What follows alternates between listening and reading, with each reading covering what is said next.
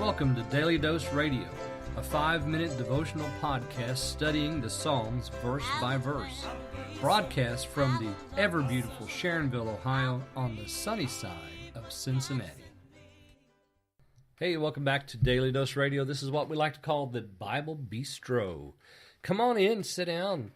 Got some good, hot, fresh Bible study fixed up for you today. We're going to look at Psalm 35, verses 24 through 26 today. 24 through 26.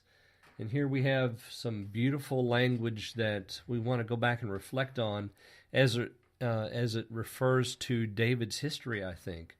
And I think also refers to our history, our future.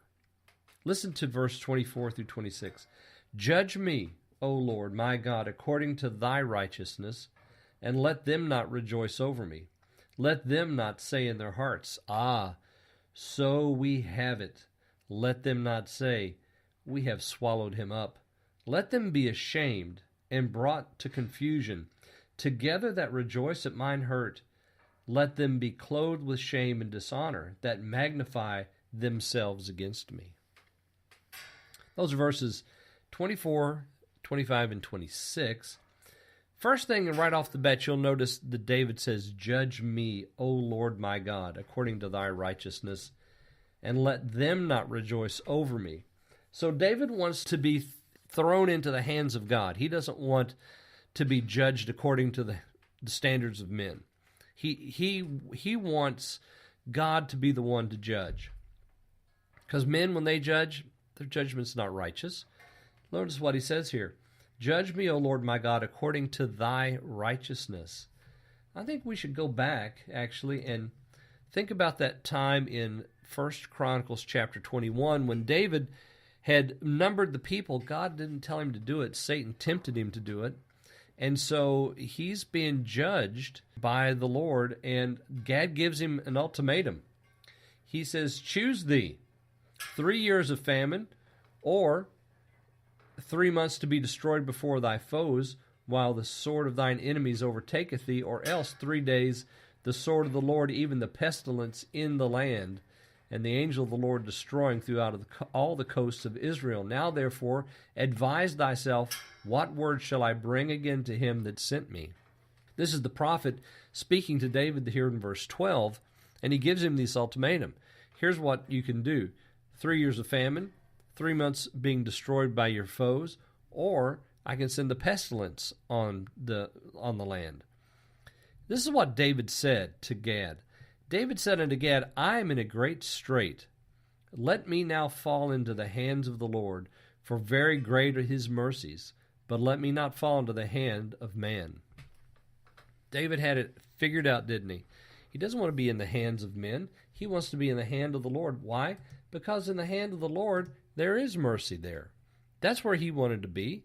He wanted to be the place of mercy. So we come to Psalm 35, for example, and we read these words, Judge me, O Lord, in thy righteousness, because we know that God's righteousness is tempered by mercy. His judgment is restrained by mercy. And so when we go to him humbly and we say, O Lord, please forgive, please spare, please deliver, he will hear our prayer, and he will be merciful to us if we come to him as the only one who can deliver us. This teaching here, judge me, is one that we should adopt. So instead of going to the Lord and saying, okay, here's what I've done, why don't we go to the Lord and say, I've done nothing worthwhile. Only you have done anything good. Please judge me according to your mercy. Let's not go before him and lay out the case for our forgiveness because of what we've done. Let's go before him and say, only what you've done can forgive me. Nothing that I have done. We need to go to him for mercy instead of looking for righteousness from ourselves or from others. David knew there would be no righteousness in the hands of his enemies. These are wicked men. They're not going to do anything right. And you look at what they say here in 25 and 26. Let them not say, so we have it. Let them not say, we swallowed him up. Let them be ashamed. He says that twice here. Did you notice that in verse 26? Let them be ashamed. Let them be clothed with shame. Yeah, so they've trusted in something that's not going to profit them, while David is trusting in the Lord. Trust in the Lord today and call on His name. Join me again tomorrow. We'll look at verses 27 and 28 in Psalm 35 on Daily Dose Radio. Thanks for listening to Daily Dose Radio. I'm David Smith. The music today has been performed by the Bluegrass Experiment. Thanks again for listening.